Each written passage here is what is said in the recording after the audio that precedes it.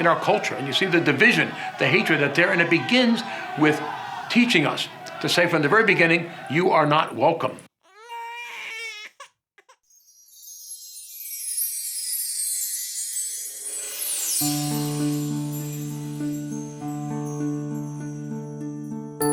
One virus matters: our ego, our fallacy that we can claim ownership of right and wrong. Clever deceit is still tempting us, that truth is nothing more than a feeling. My job is to assist the truth, to remove the shroud of opinion and reveal our spirit. The battle for our souls is now. My name is Monsignor Cantuzanu. Game on. I walked into my dad's kitchen and there was water all underneath the sink, all over the floor, and it ruined it. And I said, what happened? And you know what, to this day, we still don't exactly know what the full story was. Well, guess what? I hear that same phrase all over the place now. What happened? As we look around our world, as we look around our country, what happened? How did we get into this mess? And you know what? People have all kinds of opinions. You're going to hear all kinds of talk shows discussing it. They're going to write books about it, and that's a good thing to evaluate that. But I'm more concerned with how are we going to get out of this mess? And that's what I want to talk to you about. How are we going to get out of this mess that we find ourselves in? One of my favorite activities is walking through the woods. I love a bubbling brook. I could spend hours strolling along. And of course, eventually there's a temptation to cross the stream. But you got to be careful.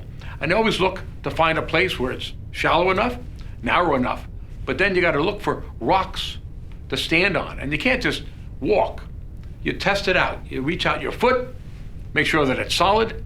Then you can stand on it and know that you're okay. And then you look for the next rock. That's what I want to talk about. What are some of those rocks that we can stand on that can take us across the creek and get us to a safe place? How can we get out of here where we are? And the first rock, the most basic of all, is the rock of life. If we can't start there, we're falling into the creek and we're going to get wet. It starts right at the very beginning of life, a precious gift to us. I think we can all remember a time in the history of our country, and it's embarrassing because it was a sinful part of our past. And that's where we said to different groups and people, you were not welcome. In some restaurants and some establishments, they had an actual sign that expressed that said, you are not welcome. How terrible that was. Well, you know what? We don't have a physical sign, but by our activities, you know what we're doing to life? We're saying from the very beginning, you are not welcome. I got other more important things to worry about, how tragic that is. We got to begin by putting our solid feet on a rock of life. Remember at a time when we said that we wanted abortion to be safe and rare? What's happened to that? Now we're sending signals, that life is not welcome. We want free access to abortion. And that attack on life from the very beginning puts in our hearts a spirit of unwelcome, a lack of hospitality.